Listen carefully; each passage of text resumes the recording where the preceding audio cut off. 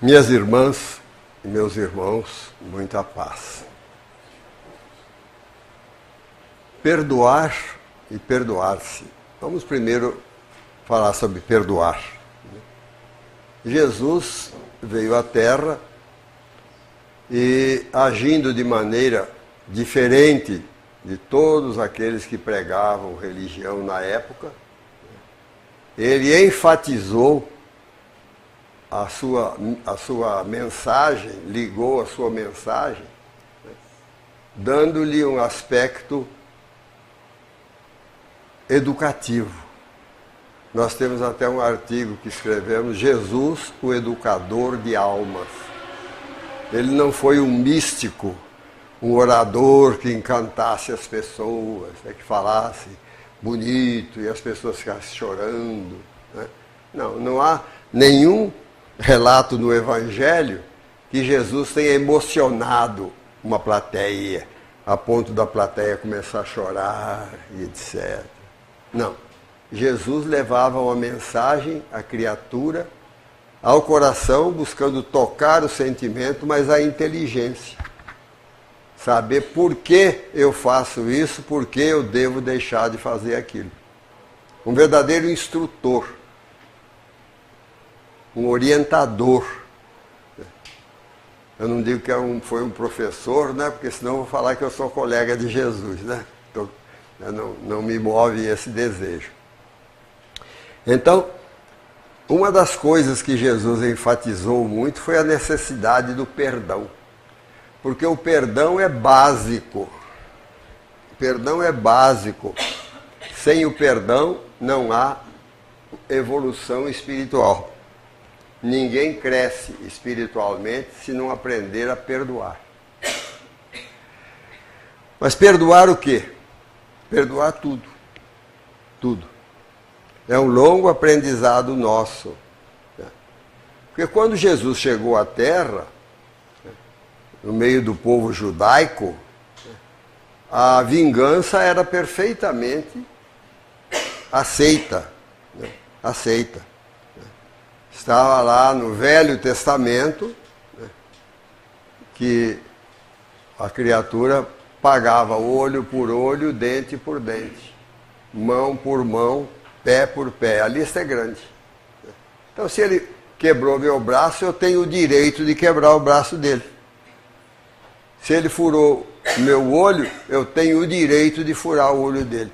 Tem gente que fala isso é vingança. Não é vingança não, isso é justiça. Porque a lei de Moisés, antiga, era exatamente para chamar a atenção daquele povo atrasado, povo muito atrasado, que o outro tinha o mesmo direito meu. Se eu quebrasse o braço do outro, eu estou dando a ele o direito legítimo de quebrar o meu braço. Era a lei. E Moisés aprendeu essa lei, que era vigente na Babilônia, alguns séculos, os 3 séculos antes, chamado Código de Hammurabi. Esse Código de Hammurabi está gravado numa pedra de granito, né? De diorito, até diz a enciclopédia, um tipo de granito. Está todo ele, são os preceitos, são 282 preceitos que foram recebidos por revelação. Veja bem, 3 séculos, mais de 3 séculos antes de Moisés, do Deus Shamash. Falavam que era o Deus Shamash que mandou aquela legislação. E estava lá. Amarás o teu próximo, odiarás o teu inimigo. Então, estava dando o direito à criatura de se furar o olho do outro se ele teve o olho dele furado. Quebrar o braço do outro se ele tivesse o braço dele quebrado. Tem gente que se espanta, diz, mas isso é vingança? Não. Dentro daquele povo atrasado, era um ensinamento para mostrar à criatura que o outro também tinha o mesmo direito que eu. Se eu tenho o direito de quebrar o braço dele, eu vou dar a ele o direito de quebrar o meu braço também. Então, isso ficou durante séculos lá, né? Chamado Código de Hammurabi. Hammurabi era o rei da Babilônia. E isso é verdade porque eu tive a ocasião de ver essa pedra lá no Museu do Louvre, em Paris. Ele mandou gravar as palavras dessa revelação, todas.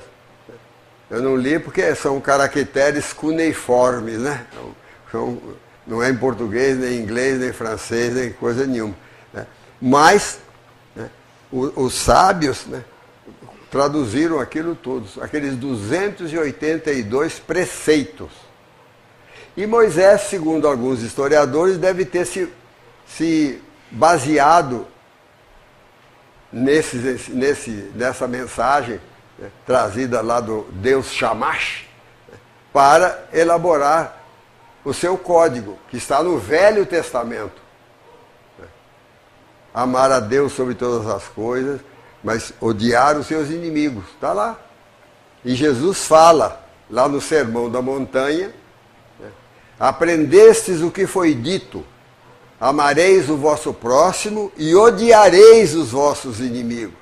Eu, porém, vos digo, amai os vossos inimigos, fazei o bem aos que vos odeiam e orai pelos que vos perseguem e caluniam. Precisa ter muita coragem para falar isso, aquele povo atrasado. Né? Jesus era Jesus. Né? Fosse eu, tinha me crucificado mais cedo. E aí ele diz, né? Orai pelos que vos perseguem e caluniam. Porque Deus faz que se levante o sol para os bons e para os maus, e que chova sobre os justos e os injustos. Então você não precisa ficar procurando, a pessoa fez uma coisa errada, Deus vai castigar, você ficar torcendo para cair um raio na cabeça dele, cair uma pedra na cabeça dele. Jesus fala que Deus faz com que se levante o sol para os bons e para os maus, para os justos e os injustos. E ele fala, orai pelos que vos perseguem e caluniam. Por quê? Se apenas amardes aqueles que vos amam, qual será a vossa recompensa? Eu sou muito bom para o meu vizinho, mas meu vizinho é uma maravilha, ele abre a janela, bom dia meu amigo, bom dia meu irmão, louvado seja Deus, né? E tal. É muito fácil amar. Agora eu quero ver aquele azedo. A hora que eu abro a janela, ele me olha com a cara feia, está de mal com o mundo e coisa, bate a janela na minha cara. É esse que eu tenho de procurar amar. Entender que ele está na contramão da verdade. E Jesus fala, orai pelos que vos perseguem e caluniam, a fim de serdes filhos do vosso Pai que está nos céus, que faz, se levante o sol para os bons e para os maus, e que chova sobre os justos e os injustos. Por quê? Se amardes apenas aqueles que vos amam, qual será a vossa recompensa? Não procedem assim também os publicanos, os pagãos? Vejam que então ele chama a atenção. Isso está também, foi transcrito por Kardec no Evangelho segundo o Espiritismo. Isso do jeitinho que está que eu estou falando aqui, está lá, no Evangelho segundo o Espiritismo. Porque se amardes apenas aqueles que vos amam, qual será a vossa recompensa? Não procedem assim também os publicanos? Vocês vivem falando mal do publicano, mas o publicano ama aqueles que os amam. Mas a marca do cristão é procurar passar por cima da ofensa e fazer o bem ao que fez o mal. Se apenas saudardes aqueles que vos saúdam, o que é que com isso fazeis de especial? Não fazem isso também os gentios?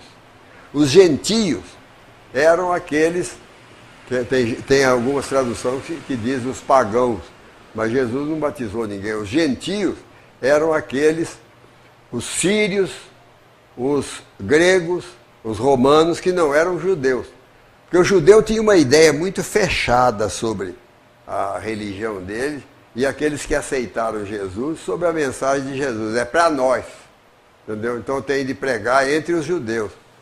E Jesus ensinava, então, a perdoar e procurar amar o inimigo, amar o outro. Mas Jesus falava tanto em perdão, certa vez falando com Pedro, se o teu irmão pecar contra ti 7 vezes no dia e te pedir perdão, deves perdoá-lo. Então, Pedro ficou com aquilo na cabeça, esse número 7. Né? A gente gosta muito de número, né? Número até 7 vezes, né? Aí ele vai e faz aquela perguntinha capciosa para Jesus. Senhor, quantas vezes eu devo perdoar o meu irmão quando houver pecado contra mim? Até 7 vezes? E Jesus, usando um artifício matemático, né, que fica mais gravado, falou, não digo que deves perdoar até 7 vezes, mas até, todo mundo sabe, 70 vezes 7 vezes. Então, na matemática, na aritmética, 7 vezes 70 são 490. Mas no Evangelho, 7 vezes 70 significa infinito, sempre. Mesmo porque quem perdoar 490 vezes já viciou em perdão. Né? Porque o perdão é básico para o relacionamento fraternal e também para a paz da criatura. A criatura que não perdoa não tem paz. Não tem paz. Porque sempre, quando olha a pessoa que ofendeu, ela está lembrando daquele mal. Está lembrando do mal. Então, não é assim. Jesus ensina a perdoar, né? Continuamente, sempre. Deixe o problema com ele. Mas ele falou que você é louco. Eu sou louco? Não. Então é ele que está louco. Aí eu tenho de orar por ele. Se eu sou irmão dele, tenho de orar por ele. Falou que você é ladrão, mas eu sou ladrão? Não. Então se ele está me acusando injustamente, é porque ele está fora de si, está fora do juízo. Se ele tivesse o seu juízo perfeito, ele não estaria me acusando. Ah, mas aquilo é mau que nem uma cobra. Né? Problema dele. Problema dele. Ele não deve ter paz. Porque a pessoa que agride, que ataca, ela não tem paz. Ela está sempre botando alguma coisa ruim para fora.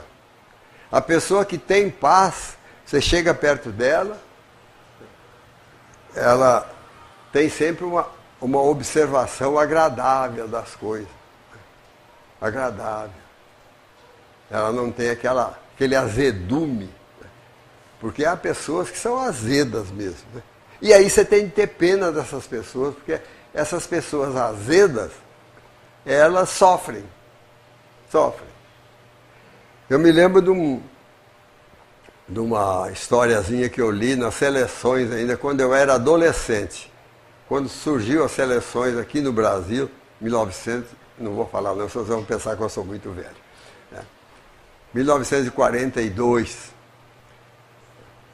o camarada contando a história de um fazendeiro muito pessimista.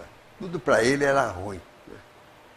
E se chovia, ele falava, está chovendo demais. Se vinha o sol, já está vindo sol demais. Mas teve um ano que o tempo parece que foi marcado de acordo com o gosto dele. O trigal dele ficou dourado, aquele trigo enorme.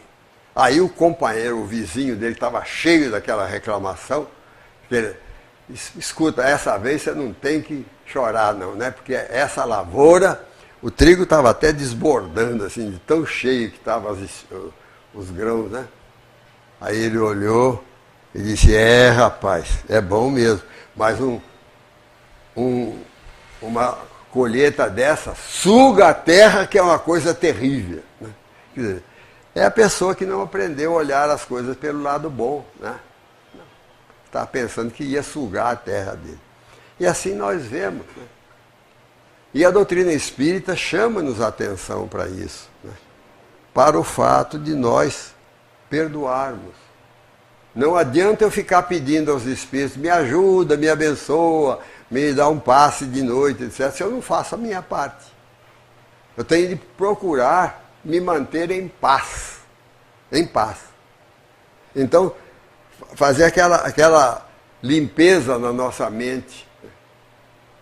Por que é que o fulano ou a fulana, a lembrança dele me incomoda? Porque tem pessoas que fazem isso. Olha, o fulano... você vê, o problema não está com o fulano, está com ele. Está com ele. Porque se você não ligar para o que recebeu, você não vai sofrer. Aí tem gente que fala, mas o camarada me ofendeu, eu não sou sem vergonha. Bom, então Jesus foi o maior sem vergonha da terra, né? Porque ele ensinou a perdoar, a deixar para lá. Porque se você se educar, se nós nos educarmos no sentido de pensarmos que a pessoa que agride, ela está desequilibrada, e quanto mais sem motivo é a agressão, tanto mais piedade ela deve receber nossa, porque ela está mais desequilibrada. Então nós temos de observar isso, botar isso na nossa cabeça. O que é que eu estou guardando da convivência que eu tenho com as pessoas? O que é que eu estou guardando? Estou guardando mágoa? Estou guardando ressentimento? Estou querendo que, afinal de contas, alguém também dê uma burdoadinha nele para ele aprender o caminho do bem? Não tenho esse direito. Porque o ditado nos diz o seguinte, cada um dá o que tem. E a doutrina espírita nos ensina, cada um recebe aquilo que lhe convém. Aquilo que lhe convém. Então a pessoa pode falar assim, Pacini é desonesto, eu sou desonesto? Não, então ele está doido. Então eu vou orar por ele, conforme Jesus ensinou. E nós não podemos ficar com isso no campo só da intelectual, nós precisamos procurar sentir isso. Sentir pena daqueles que agridem. Aquelas pessoas azedas, amargas, que estão sempre à margem da vida, estão sempre procurando pequenas coisas para atacar o fulano, atacar o outro. Essas pessoas não são felizes, não têm alegria na vida, elas estão preocupadas com o mal. Há uma passagem, um livro do livro do Chico, e Jesus ia passando com os discípulos num lugar onde havia o cadáver de um cachorro, que já estava até em decomposição. E os discípulos logo começaram a reclamar do mau cheiro. Que coisa horrível, quem é que deixou esse cachorro aqui? Reclamaram de todo jeito. Jesus estava com um bastão na mão, passou e mexeu no cachorro assim, nos dentes do cachorro, aqueles dentes brancos, bonitos. Olha que dentes bonitos que ele tinha. Quer dizer, os outros todos acharam a carniça, Jesus achou gente bonita. Então nós devemos pensar isso. Será que eu não estou procurando também o que há de ruim? Será que eu estou procurando o que é bom? Daí a necessidade que nós temos da oração. Orai e vigiai para não cair em tentação. Vigiar quem? Vigiarmos-nos a nós próprios. O que é que eu estou pensando? E quando chega à nossa mente a imagem de uma pessoa desagradável, o problema não está com ela, não está conosco. Porque essa pessoa é desagradável para nós. Eu não vou nem a Jesus, não vou dizer o Chico Xavier, por exemplo. Ele não ia achar que a pessoa é desagradável. Coitado, ele está desequilibrado, ele está meio esquisito e tal. Então nós não temos o direito de botar rótulos nas pessoas. A pessoa, cada um dá o que tem. Agora eu recebo aquilo que me interessa. Se não me interessa, eu deixo para lá. Isso é um treinamento que nós fazemos continuamente. Continuamente. Porque doutrina espírita não é para você ficar só lendo mensagens, tomando passe, água fluida e achar que está tudo bem, não. Doutrina espírita exige que nós procuremos conscientemente o caminho do bem. Analisar como tem sido a nossa maneira de olhar o mundo. Como tem sido? O que é que eu estou dando de volta? O mundo me dá uma porção de coisa ruim. E o que é que eu estou respondendo? Então nós temos de pensar. Daí a necessidade que nós temos da oração diária. Oração diária, que começa de manhã. Quando você se levanta da cama, assenta-se e pensa em Deus, em Jesus. O que é que eu estou fazendo na terra? Sou um espírito imortal, temporariamente encarnado. Eu estou procurando seguir o Evangelho de Jesus? Estou procurando não dar atenção a acusações, a desafios qualquer que venham dos outros? Tenho de pensar isso. Porque nós estamos encarnados para progredir. Para progredir. Então não adianta eu chegar no mundo espiritual amanhã e falar, pois é, mas lá onde eu trabalhava era um inferno. Que lá não há quem aguente. Na minha casa, que lá, né, era um horror. Aí eu pergunto para muita gente. Houve pessoa que já chegou para mim e perguntou. E eu perguntei, é o inferno? É. Quantas brasinhas você leva lá por dia para aumentar a fogueirinha? Você já pensou? Porque se você é cristão, ainda mais cristão espírita, você tem obrigação de pensar que você deve ajudar a acabar com aquele estado negativo, com aquelas coisas negativas. E não incentivar. Daí o cuidado que nós temos no relacionamento. Porque tem gente que pensa que perdão é alguém perdoar, alguém que falou, você quando ocupou tal cargo, você roubou, você isso, aí eu vou perdoar. Não, é perdoar as coisas miúdas também. As coisas miúdas. É o companheiro ou a companheira que entra no local onde você está com a cara amarrada. Você viu a cara que ele entrou? Viu? Está de mal com o mundo, então você vai orar por ele. Ele não está bem, porque quem está bem está sorrindo, está alegre, feliz. Então se a pessoa está agressiva, amarga, azeda, é porque ela não está bem. Então nós temos de orar por essa pessoa, para ajudá-la a entrar no caminho do bem. E não ficarmos guardando aquelas coisas. Há pessoas que parecem almofada de costureira.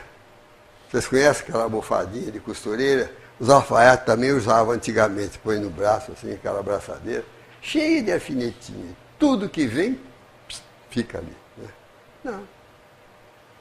Nós temos de olhar. O que é que eu estou registrando no meu convívio com as pessoas, no centro, na minha casa, no local de trabalho? O que é que eu estou registrando? O que é que eu tenho para me queixar? Se eu tenho para me queixar, eu vou conversar com Jesus para que Ele ajude, né, a eu olhar com caridade para o irmão ou a irmã que estão tentando me tirar do equilíbrio. Porque muitas vezes a pessoa fala as coisas, não está nem pensando. Há muita gente insensata, mais insensata do que maldosa. A pessoa chega e fala uma bobagem qualquer. Depois nem lembra daquilo que falou, mas o tolo que ouve aquilo e guarda. Você viu o que ele me falou? Viu? Você viu a cara que ele entrou hoje cedo lá no centro? Ou lá no trabalho? Ou a cara que a minha mulher levantou de manhã, me olhando logo com a cara azeda? Ou vice-versa, o meu marido levantou? Então nós temos de nos educar no sentido de observarmos as pessoas, né, quando fazem qualquer coisa que nos desagrade, você dá um crédito de confiança para essa pessoa. Ele não está bem. Ele não está bem. E quanto menos bem estiver a pessoa, mais agressiva, mais ela fica. Desrespeitosa e etc. Então nós temos que pensar nisso. É um trabalho, maior trabalho que nós fazemos na doutrina espírita, é a nossa transformação moral. É nós nos transformarmos em verdadeiros cristãos. É o maior trabalho. Não adianta eu ficar, adianta sim, não quero menosprezar. Campanha do quilo, da passe, etc. Tudo vale. Mas o primeiro trabalho, o mais importante, é aqui dentro que eu faço. E é fácil compreender, porque na medida em que eu procurar me evangelizar, compreender o próximo, eu estou vibrando no bem. O meu passe, se eu der um passe, vai ser melhor. Se eu ajudar uma pessoa materialmente, ela vai sentir mais aquele calor amoroso. Se eu procurar orientar a pessoa, a minha palavra vai carregada de uma energia positiva. Porque o instrutor Alexandre fala no livro Missionários da Luz, o companheiro que fala com convicção daquilo que ele fala, a palavra dele toca o outro. Se ficar repetindo só as coisas assim, sem sentir, sem vivenciar aquilo, a palavra passa. É uma coisa que ele falou. Isso aí eu recebi uma cola dos espíritos, o espírito também dá um cola para a gente. Eu estava fazendo no Rio um trabalho de evangelização da criança e estava um pouco preocupado como é que eu ia terminar a palestra. A palestra estava na cabeça e tudo, mas queria terminar assim de uma maneira, botar uma pedrinha no sapato das pessoas. Eu adoro fazer isso, sabe? Botar uma pedrinha no sapato. Pensar, que cara falou isso? Eu estava ali, de repente, esperando o final do trabalho, eu ia encerrar o trabalho, aí eu olho em cima da mesa, tem um Novo Testamento. Novo Testamento. Eu peguei o Novo Testamento e abri. Abri no Sermão da Montanha, sem querer. E estava no final do Sermão da Montanha. Sermão da Montanha, registrado por Mateus, dos capítulos 5º, 6º e 7º. E abri no capítulo 7, no versículo 29. E o que é que estava escrito ali? E ele falava como quem tem autoridade, e não como os escribas. Então, Mateus sentiu que quando Jesus falava com profunda convicção daquilo que ele sentia e ele vivia, tocava a criatura. Se não, no livro Missionário da Luz é a mesma coisa. O instrutor Alexandre diz, o companheiro que fala, né, vivenciando aquilo que ele ensina, toca. Senão, a palavra é vã. É um discurso muito bonito, mas né, não tocou as pessoas. Por isso eu espero que ninguém vai falar aqui que eu falei bonito. Eu quero que vocês vão para casa pensando em alguma coisa, uma pedrinha que eu botei no sapato de vocês. Então, a questão do perdão é fundamental, é básico. Sem você estar com o espírito desarmado, você não progride espiritualmente. Porque qualquer coisa tira você dos eixos, como a gente ouve falar. Qualquer coisa. Chega uma pessoa azeda, ou qualquer coisa, fala uma coisa assim, impensada, você se fixa naquilo e não esquece mais. Não lembra mais não presta mais atenção no que os outros estão falando. Então nós temos, instalar o perdão em nós é um trabalho de todo dia. De todo dia. Você levanta de manhã, senta-se na sua cama e fala, Senhor, me ajude para que eu receba da melhor forma possível as mensagens que vierem a mim, das minhas irmãs, dos meus irmãos. E que eu não deseje nunca revidar, responder à altura, como muita gente fala, né? E eu falo, não é responder à altura, é responder à baixura, né? A pessoa fala, que vem de baixo não me atinge, né? Já atingiu, já estou sendo mal criado, né? Porque a ofensa só caminha na horizontal, ela não sobe. A ofensa só caminha na horizontal. Quando você se sente ofendido por alguma coisa que alguém falou, você se nivelou com essa pessoa. Mas aquele é um doido, meu Deus do céu. Exatamente, então você também está doido, igual a ele, admitiu. Você falar assim, não, ele está perturbado, ele não está no seu dia, no melhor dia, vou deixar para lá. Deixar para lá. Essa vontade de responder à altura, que é uma grande tentação que nós temos, né? Uma grande tentação. Falou, eu pá, né? Estou só mostrando que eu sou igual a ele. Você não respondeu à altura, você respondeu à baixura. Você abaixou no nível da pessoa. Então é muito importante nós termos isso na cabeça. Pensarmos, usarmos assim no nosso dia a dia esses mecanismos de perdão, de deixar para lá. Deixar para lá. Não presta. O André Luiz fala, mal comentado é mal vitalizado. Você vai comentar com uma pessoa, você viu o que fulano falou de mim? Você não viu? Você viu a cara que ele chegou logo cedo aqui? Meu Deus do céu. Eu não vi, não. Puxa vida, você que está no mundo da lua, não. Eu estou procurando seguir Jesus. Não olhar para o mal. Não olhar para o mal. Então, é importante nós nos atermos a isso, como Jesus falou. Vigiai e orai para não cairdes em tentação.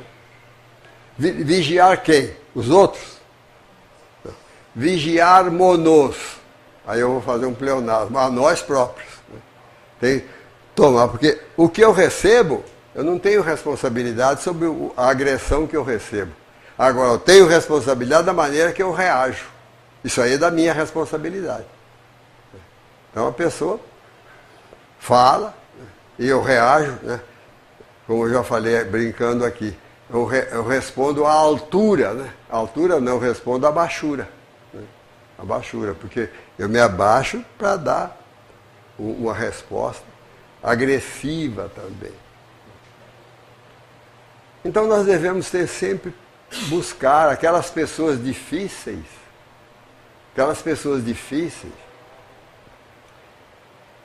que a gente, muitas vezes a gente fala, né? Ih, aquilo é uma jararaca, né? Uma cascavelha, não sei o quê, não sei. Não. É o Filho de Deus que está na contramão da vida. Ele veio, está tentando te perturbar. Você não deve entrar no jogo dele. Daí, mais uma vez, eu falo, vigiar e orar para não cair em tentação. Olhar como nós estamos recebendo a mensagem dos outros. Agora é muito importante perdoar os outros, né? Deixar para lá. Deixar para lá. Agora, à medida que você envelhece, e eu vou dar um testemunho pessoal a vocês. Vocês não contem para os outros aí que eu estou dando testemunho pessoal, porque no meio espírita dizem que expositor não deve dar testemunho pessoal. Mas eu já estou mais perto da nova encarnação, de ser jovem de novo, ser rebelde, então já estou usando a rebeldia da próxima encarnação. Né? Eu dou testemunho da minha vida. Eu era bem vingadorzinho. Nasci espírita. Nunca raciocinei fora da reencarnação. Na minha casa tinha reunião mediúnica, dentro de casa. Não pode deixar. Não. Se beber demais, eu fico bêbado. Obrigado. Nunca raciocinei fora da reencarnação. Entendia a vida através da reencarnação. A comunicação dos espíritos, havia reunião mediúnica na minha casa. Minha mãe era médium. Meus pais frequentavam reunião de materialização, contavam para a gente aquela coisa toda. Então não tinha dúvida sobre a mensagem espírita, não, a validade dos ensinos espíritas. Agora o Evangelho ficava meio de lado. Por quê?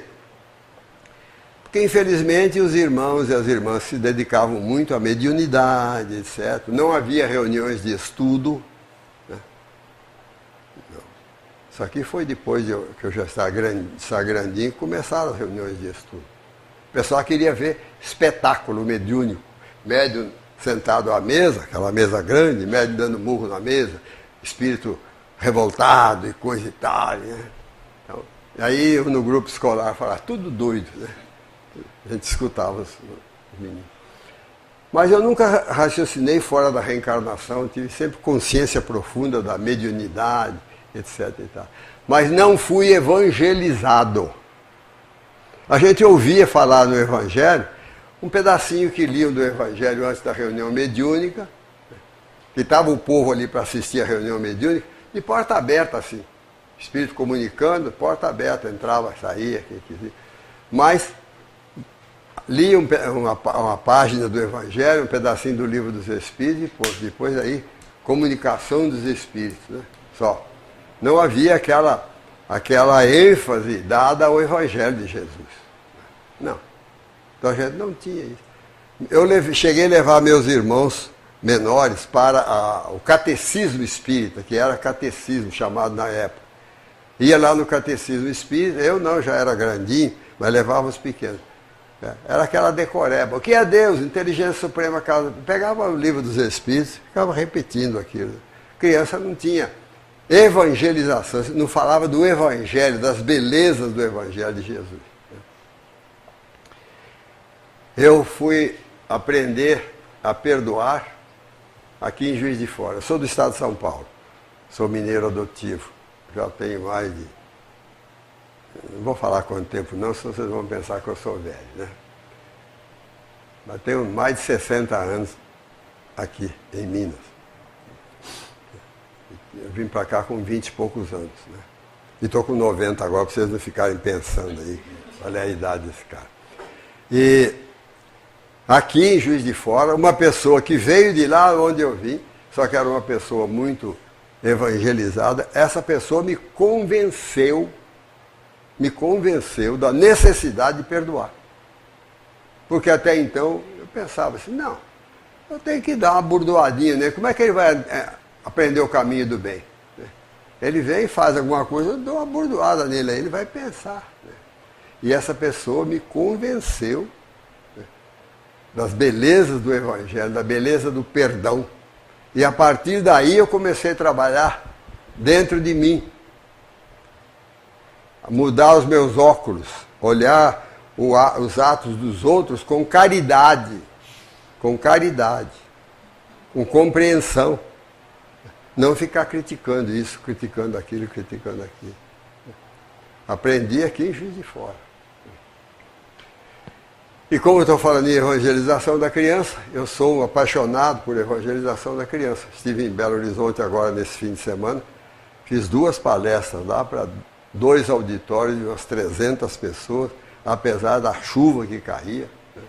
Falei muito da evangelização, da necessidade que nós temos de evangelização da criança. Evangelizar a criança. Quem tem filho pequeno e não leva para a evangelização está falhando duro mesmo. Por isso eu sou um entusiasta da evangelização, porque eu sinto o quanto a evangelização me fez falta. Os princípios ético-morais do Evangelho de Jesus, eu estive à beira de vários precipícios, não caí porque eu devo ter dado trabalho aos espíritos, peraí, não faz isso não, que isso aí não dá certo. Mas por convicção mesmo, eu não tive, assim, atitudes, né? Então eu falo. Agora, a evangelização você aprende. E você vai pensando, meditando. Porque Jesus veio nos ensinar a pensar, a raciocinar, a meditar. Jesus não veio ensinar reza repetida.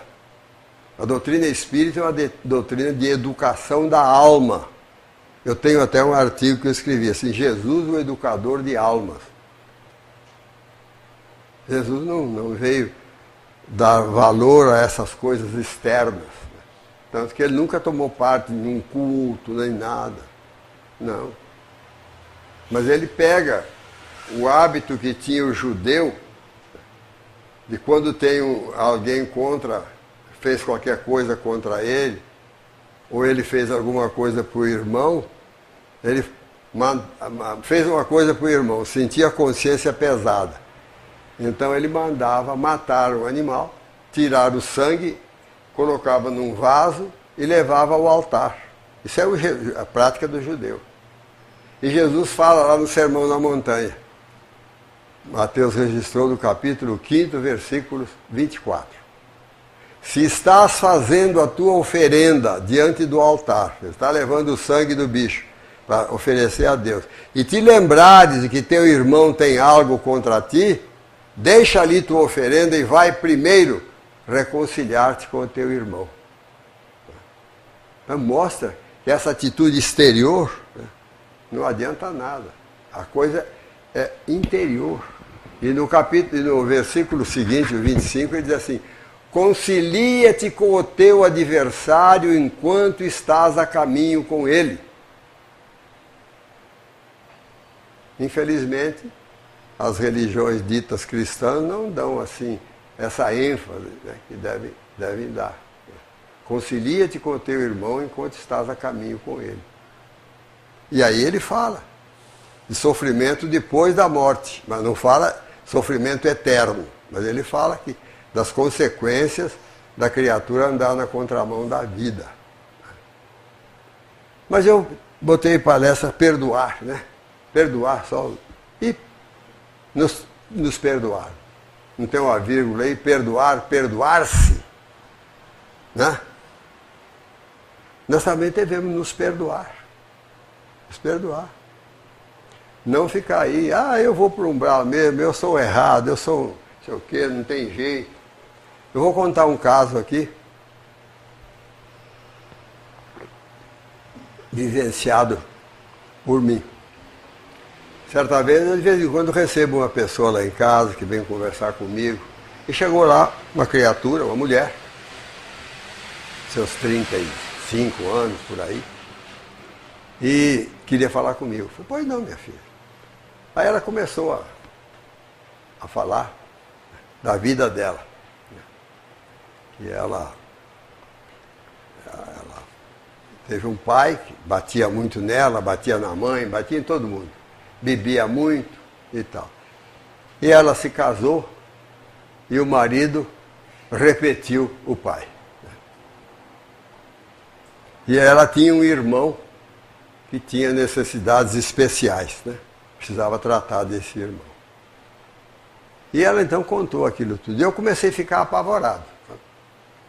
Porque ela não era espírita, assim. O que eu ia falar para essa criatura? A vida dela foi um rosário de desgraça. Ainda com um irmão, daquele jeito, morando com ela, perturbado, coisa e tal. O marido, aquela coisa. E ela, falando, de repente ela falou, ela própria deu a dica para mim. Eu disse, pois é, e além disso tudo, eu não tenho fé. Não tenho fé. Aí eu falei, está aqui o caminho, né? Eu falei, minha filha, você não tem fé? Se você não tivesse fé, você tinha jogado tudo para cima e tinha caído no mundo aí. Resolveu o problema da sua vida, não estava tratando o seu irmão, ajudando a sua mãe, etc. E tal. Mas aí ela me contou que ela teve um filho, casou, separou, teve um filho, aliás, engravidou e fez um aborto. Fez um aborto. E ela disse, eu não tenho de outro jeito, eu vou para o umbral mesmo, que eu fiz um aborto e etc. E tal, e tal. Aí, nessas alturas, eu estou orando, né? Pedindo aos espíritos para me ajudarem. Aí eu falei para ela, minha filha, você fez um aborto. Ah, não, e ela disse, E agora eu sou espírita, estou começando a frequentar a doutrina espírita. E lá no centro me convidaram para evangelizar a criança. Como é que eu vou evangelizar a criança se eu matei uma criança? Aí eu falei com ela, olha, você fez um aborto. Um aborto é coisa séria. Mas não existe nada irreparável no universo. A misericórdia de Deus, a misericórdia de Jesus, nos dá oportunidades de nós resolvermos o mal que nós fizemos. Então eu falei para ela. Ela disse, porque eu vou para o umbral mesmo. Né? Porque muito espírita sabe, pensa. Aí eu fiz isso assim, há 20 anos atrás, quando eu não era espírita, mas aí por causa disso eu vou para o umbral. E eu gosto de falar umas coisas assim para causar impacto. Só vai para o umbral quem quer. Eu não quero. Precisa ver como é que você está agindo. Né? Eu falei para ela, você errou. Aborto é coisa séria. Mas o seu arrependimento foi tão sincero que os espíritos ofereceram a você a oportunidade de você trabalhar dentro do setor onde você errou, junto à criança. Junto à criança. Pegue essa oportunidade, minha filha. Perdoe-se, porque ela não se perdoava. Perdoe-se. E todos nós devemos aprender a nos perdoar. Não para repetir a mesma coisa, né? Mas você compreender que você errou, que você fez algo mal, etc. E pedir a Jesus que ajude você a não incidir de novo no mesmo erro. Então eu falei para ela. Quem sabe esse espírito a quem você recusou a maternidade, ele não vai ser uma criança da escola de evangelização que vai ter a oportunidade de ajudá-la. Não sei se você pode ter filho, etc., se você está casado, não tinha perguntado nada para ela. Você, se você puder ter filho, tenha outro filho. E esqueça isso aí. Esqueça o mal que você fez. Agora procure agir no bem, no sentido contrário daquilo que você fez, que você julga mal, que está te atormentando a consciência. Falei, porque Deus é amor, conforme João fala lá no seu Evangelho. E aí me lembrei da primeira carta de Pedro, no capítulo 4, versículo 8. Diz, o amor cobre a multidão dos pecados. Então pegue a oportunidade. Seu arrependimento foi sincero, tanto que os espíritos encaminharam. Agora você não pode pegar as luzes da doutrina espírita e botar em cima de você para você se culpar. Não, perdoe-se. Amanhã você vai. Ela falou, tinha me falado que ela ia para o umbral. Eu falei, não vai para o umbral, não. Mas como não vai para o umbral? Nós vemos aí tantos espíritos sofrendo no umbral? Não. Por isso que é necessário a gente ler os livros e estudar os livros de André Luiz. No livro Voltei, esse não é de André Luiz, do irmão Jacó, depois eu vou falar dois do André Luiz. Tem lá, no Voltei, quando o Jacó desencarnou, estava sendo conduzido para o mundo espiritual com um grupo de espíritos recém-desencarnados. Um daqueles espíritos, quando viu a luz de uma colônia espiritual, começou a falar, eu não posso ir para a luz, eu matei um homem há 30 anos. E Bezerra nem se incomodou. Falou para o Jacó, faça uma prece, Jacó. O Jacó fez uma prece e a caravana se equilibrou e continuou indo. Por quê? Aquele homem matou alguém há 30 anos atrás. Agora, ele, a partir daí, ele procurou o caminho do bem. Procurou fazer o bem. Deixou o erro para trás. Então, por que que Deus vai tirá-lo do caminho certo que ele está seguindo agora para botar ele na zona de sofrimento? Não. Ele vai para o mundo espiritual, possivelmente vai se encontrar com aquele a quem ele matou, poderá recebê-lo como filho, etc., para ajudá-lo em outra encarnação. Mas ele agora está voltado ao bem. Voltado ao bem. Pode encontrar alguma dificuldade, etc., etc., mas ele não precisa, porque tem gente que pensa, porque eu fiz esse mal, eu tenho de sofrer lá no umbral. Vai ter um obsessor lá que vai ficar me martelando a cabeça, me cutucando com um punhal. Não, senhor. Depende de nós. Então nós temos de nos arrepender do mal feito e não ficarmos em cima do mal feito. Esse é um exemplo.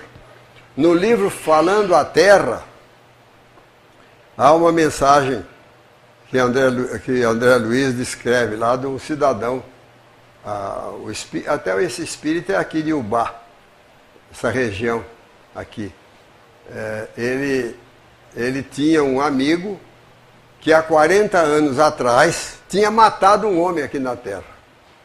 E estava lá, no mundo espiritual, equilibrado, trabalhando no bem. Muita gente espanta. Ora, aquele homem matou um outro. Matou um outro. Nem foi para a cadeia, nem nada, mas ele mudou a vida dele, procurou trabalhar no bem, se arrependeu, pediu a Deus que desse oportunidade a ele de seguir o caminho do bem. Ele se perdoou.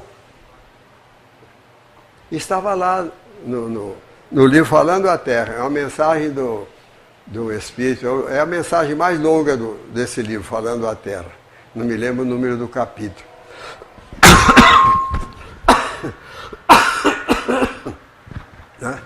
Então nós não podemos nos apegar ao mal. Temos que lembrar que errar, todos nós erramos. Agora nós não precisamos ficar chorando em cima do leite derramado. Você tem, errei sim, Senhor. Errei. Agora eu quero que o Senhor me aponte um caminho para eu seguir o bem. Seguir o bem. Não adianta ficar chorando sobre o mal que você fez. Então você tem de se perdoar. Compreender que você errou porque você era ignorante. E assim não precisa ser no assassinato, não. É uma resposta que você deu aí agressiva a um parente, a uma mãe, a um pai, a um irmão, etc. Você fica aí, puxa vida, com remorso. Eu errei sim. Agora, firmar o propósito de não fazer mais aquele mal. Não repetir aquele mal. Aí você está no caminho do bem.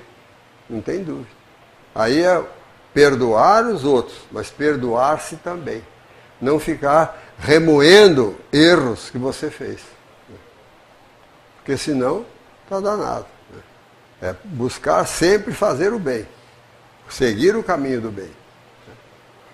E a obra de André Luiz, os livros espíritas de um modo geral, mas a obra de André Luiz tem vários exemplos nesse sentido.